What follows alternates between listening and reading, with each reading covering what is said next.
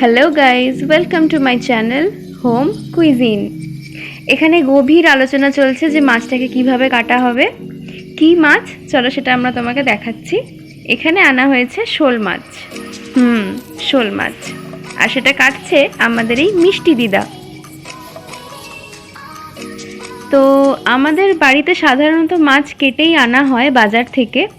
এবার সেই দিনই একটু তাড়াহুড়োর জন্যেই মা কেটে আনতে পারেনি, নিয়ে এসেছিল একটা গোটা শোল মাছ।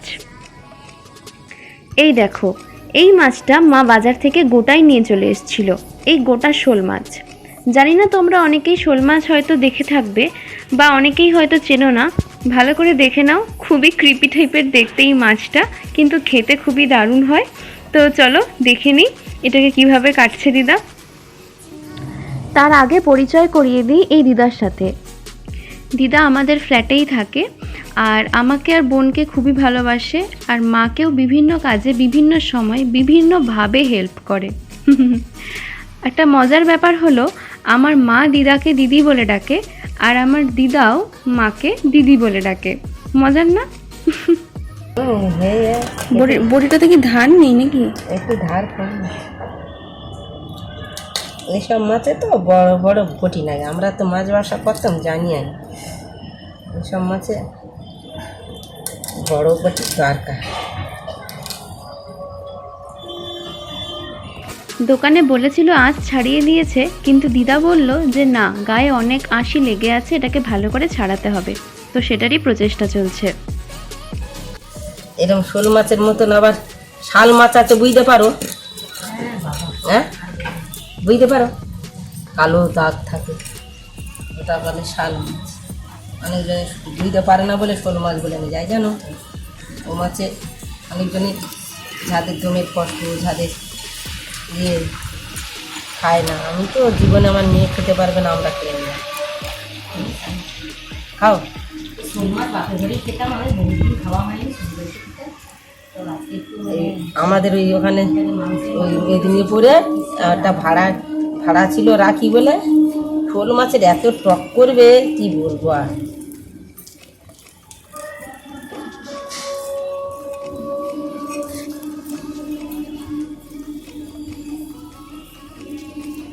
মুড়োটা কেটে নিই,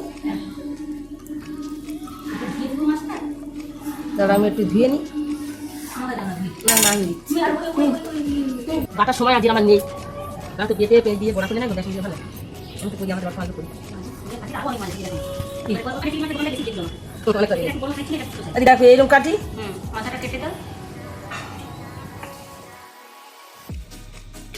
আসলে এইসব মাছ কাটতে বেশ বড় একটা বটির দরকার হয়, যেটাতে ধারও খুব বেশি থাকে। কিন্তু আমাদের বাড়ির নর্মাল বটিতে ধার খুব একটা বেশি নয়, আর এই মাছটা কাটতে যে কত কষ্ট করতে হচ্ছে সেটা তোমরা দেখতেই পাচ্ছ। এখন মা বলছে যে এটা আগে থেকে কেটে নিয়ে চলে এলেই ভালো হতো, কিন্তু তাড়াহুড়োর জন্য কেটে আনা হয়নি। এবার দিদাকে কষ্ট করে এটা কাটতে হচ্ছে। তাও দিদা বলছে যে দিদার কাটার অভ্যেস ছিল, তাই দিদা পারবে কাটতে, তাই এরকমভাবে আমাদেরকে হেল্প করে দিচ্ছে। এখন কাটবে বলো তো, করে কাটবো বলো, বলো বলো দেখি। এরকম গোল গোল করে কাটো, তারপরে আমি পিস করি। হ্যাঁ, গোল গোল চাকা চাকা কেটে এরকম। গভীর আলোচনার পর মা বলল যে এখন গোল গোল করে পিস করে দিতে, তারপরে মা পরে মায়ের সুবিধে মতো ছোট ছোট পিস করে কেটে নেবে। সেই হিসাবেই দিদা এখন ছোট ছোট গোল গোল পিস করে, রিং পিস যেগুলোকে বলে, সেরকম করে মাছটাকে কেটে দিচ্ছে।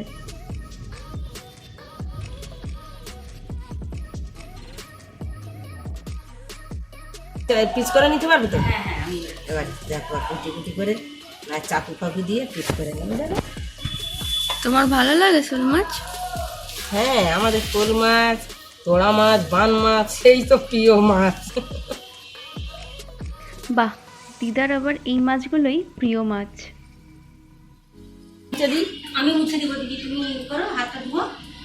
না থাক, দিদা একটু তাকাও।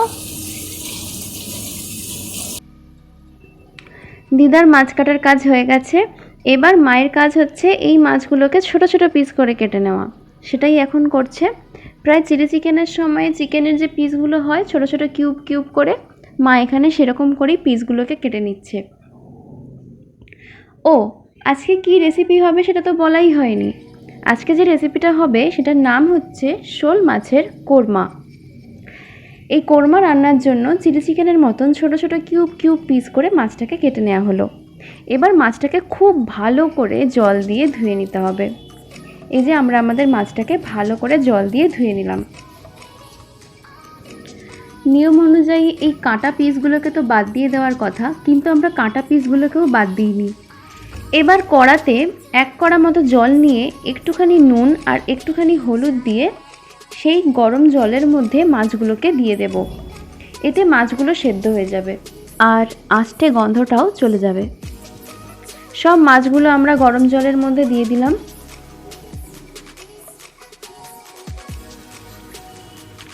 এই যে এখন আমরা মাছটাকে ভাপিয়ে নিচ্ছি, মানে হালকা করে সেদ্ধ করে নিচ্ছি, এর কারণ হচ্ছে আমরা তো কাঁটাগুলোকে বার করে দিয়েছি। কাঁটাগুলো বাদ রেখে আমরা মাছগুলোকে ছোট ছোট পিস করে কেটে নিয়েছি, মানে যে বড় কাঁটাটা ছিল সেটা।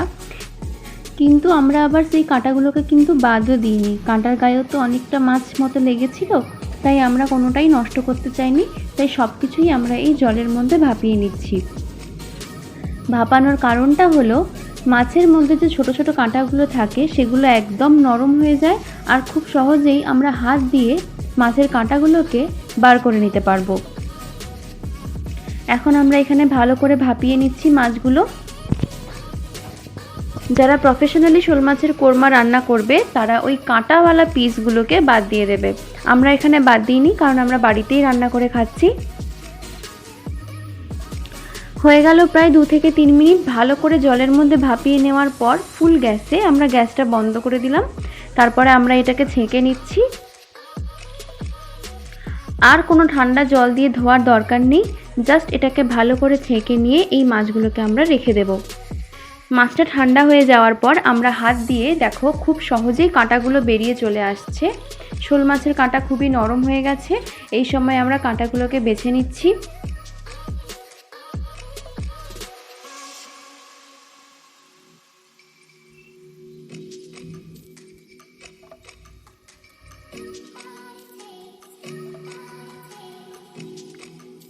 এই আমাদের সমস্ত মাছের কাঁটা ছাড়ানো হয়ে গেছে।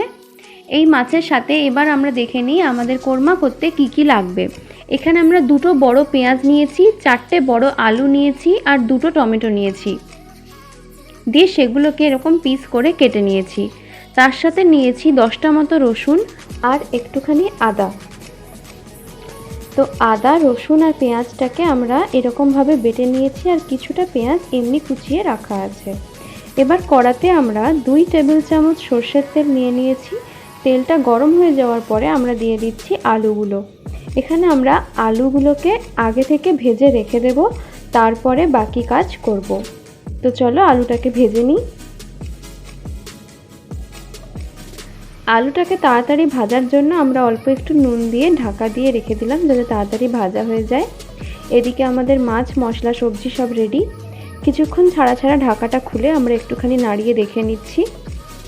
আর একটুখানি ভাজা হবে, তাই আবার ঢাকা দিয়ে দিলাম। এদিকে কিছু গোটা গরম মশলা নিয়ে নিয়েছি।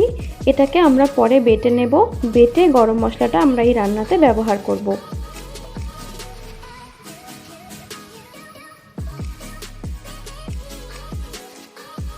এবার একটু ঢাকাটা খুলে দেখে নিচ্ছি আলুটা ভাজা হয়েছে কিনা। হয়ে গেছে। এবার এই আলুগুলোকে তুলে আমরা সাইডে রেখে দিলাম। আলু ভাজা রেডি, মাছ রেডি। এবার আমরা কড়াতে ওই তেলেই দিয়ে দিচ্ছি 2 চামচ চিনি, 2 টিস্পুন। এই যে ফেনাটা দেখা যাচ্ছে এটা কিন্তু আলুর জন্য। এবার এই ফেনাটাকে একটুখানি সরিয়ে ভালো করে দেখে নাও যে চিনিগুলো যেন গলতে শুরু করে। আর যখন চিনিগুলো হালকা গলতে শুরু করবে তখন আমরা দিয়ে দেব পেঁয়াজ। এই দেখো ভালো করে নোটিস করো, চিনিটা গলতে শুরু করেছে। এবার পেঁয়াজগুলো দিয়ে দিলাম। সমস্ত পেঁয়াজগুলোকে কড়াতে দিয়ে ভালো করে এই পেঁয়াজগুলোকে ভেজে নিতে হবে।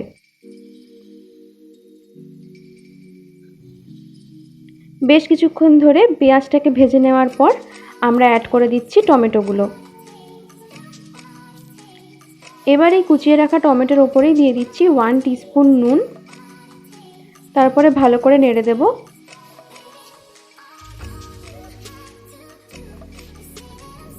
ব্যাস, কিছুক্ষণ টমেটোটা গলুক, ততক্ষণে আমরা বেটে নিচ্ছি ওই গোটা গরম মশলাগুলো। এখানে নিয়েছি 3-4টে মতো এলাচ, একটা লবঙ্গ আর একটুখানি দারচিনি।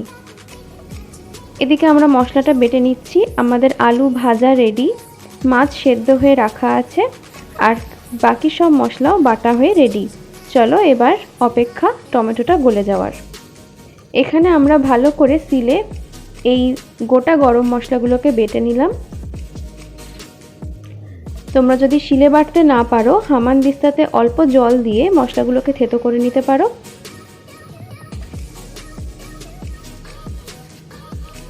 বা তা না হলেও গরম মশলাকে অল্প একটু জলে গুলে তোমরা ব্যবহার করতে পারো। আমরা ভালো করে শিল মুছে মশলাটা নিয়ে নিলাম।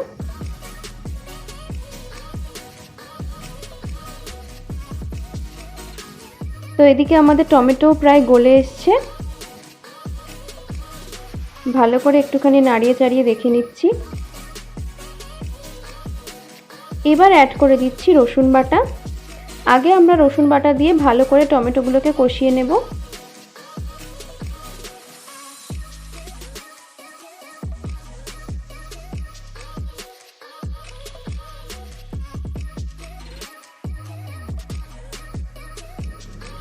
এবার অ্যাড করে দিচ্ছি একটু একটু লঙ্কা গুঁড়ো। এখানে আমরা দিয়েছি 1.5 টিস্পুন মতো। তোমরা ঝাল যেরকম খাও স্বাদ অনুসারে লঙ্কা গুঁড়োটা দেবে। আর তার সাথে দিয়ে দিচ্ছি 2 টিস্পুন হলুদ। এবার ভালো করে এটাকে মিশিয়ে নিচ্ছি। রান্নাটা খুবই ইজি, একদম নর্মাল যেভাবে আমরা মাংস রান্না করি ঠিক সেরকমই। এবার একটুখানি জল দিলাম, যেহেতু আমরা তেলটা কম দিয়েছি তাই এই মশলাগুলোকে কষানোর জন্য আর একটুখানি জল দিলাম। এবার ভালো করে এটাকে নাড়িয়ে মিশিয়ে নিতে হবে।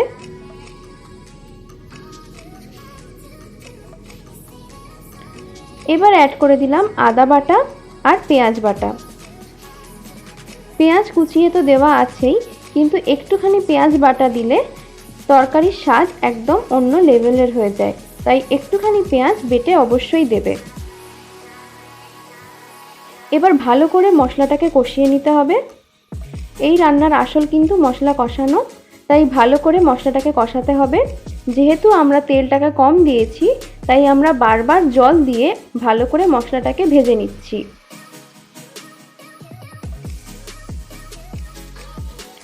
দেখো রং আস্তে আস্তে চেঞ্জ হচ্ছে।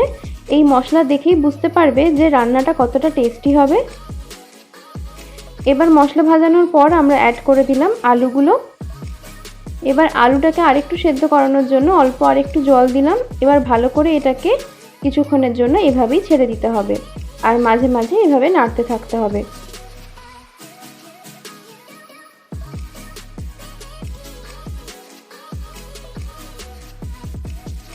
দেখো হালকা হালকা তেল ছাড়া শুরু হয়ে গেছে সাইড থেকে। ভালো করে আমরা এটাকে নাড়িয়ে নিচ্ছি। হ্যাঁ, সাইড থেকে বাবল ওঠা স্টার্ট হয়ে গেছে, মানে তেল ছাড়ছে। এবার আমরা অ্যাড করে দিলাম আমাদের ভাপিয়ে রাখা মাছগুলো। মাছটাকে ভাপিয়ে নেওয়ার আরেকটা কারণ হচ্ছে এই মাছ এত নরম হয়ে যায়, আর এর যে আষ্টে গন্ধটা থাকে সেটাও একদম চলে যায়। এবার কষানোর পরে আমরা এখানে ভালো করে একটু জল দিয়ে দিলাম। এবার কিছুক্ষণের জন্য এভাবেই ছেড়ে দিতে হবে। বেশ খানিকক্ষণ পর আমরা অ্যাড করলাম আমাদের বেটে রাখা মশলাটা। এবার ভালো করে এটাকে নাড়িয়ে নিচ্ছি।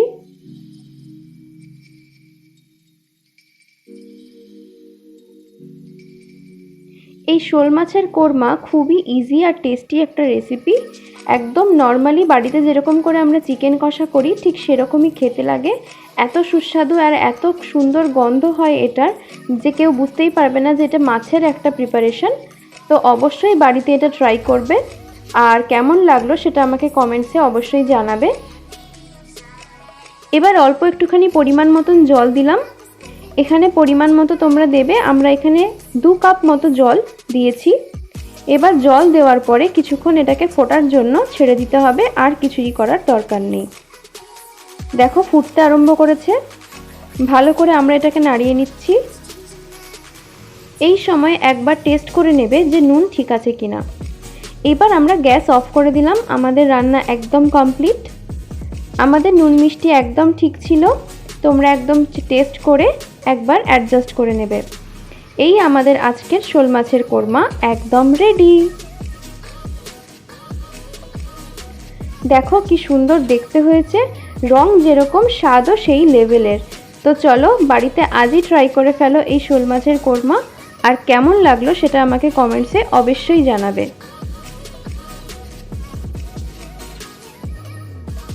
এবার দিদা তো বলেই ছিল যে দিদার ফেভারিট একটা মাছ হচ্ছে এই শোল মাছ। তো সেই জন্য দিদাকে তো একটুখানি দিতেই হবে টেস্ট করতে যে কীরকম হয়েছে মায়ের রান্নাটা।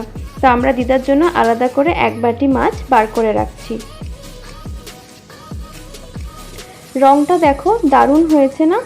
তোমরা কিন্তু কমেন্টসে অবশ্যই জানাবে যে আমাদের এই মাছটা তোমাদের কেমন দেখতে লাগছে, আর তোমরা অবশ্যই বাড়িতে এটা ট্রাই করবে, আর কেমন হয়েছে সেটা আমার সাথে শেয়ার করবে। কোথায় এতটা? এইটুকু তো। যাই হোক, এবার আমরা দিদাকে দিয়ে দিয়েছি। এবার আমাদের জন্য একটুখানি বেড়ে ফেলছি। গরম গরম ভাতের সাথে এই শোল মাছের কোরমা দুর্দান্ত লেগেছিল খেতে। তো বারবার বলছি অবশ্যই ট্রাই করবে। আমার মায়ের এই ইজি রেসিপিগুলো যদি তোমাদের ভালো লাগে তাহলে আমাদের চ্যানেল হোম কুইজিনকে অবশ্যই সাবস্ক্রাইব করবে। আর যদি সাবস্ক্রাইব করে দিয়ে থাকো তাহলে অসংখ্য অসংখ্য অসংখ্য ধন্যবাদ। আর যদি এখনও না করে থাকো করে দাও। নতুন নতুন এরকম খুব ইজি রেসিপি আমাদের চ্যানেলে আমরা আনবো। কেমন লাগলো সেটা তোমরা কমেন্টসে আমার সাথে শেয়ার করো। সবাই সুস্থ থেকো, ভালো থেকো। আবার দেখা হচ্ছে পরের ভিডিওতে। এনজয়।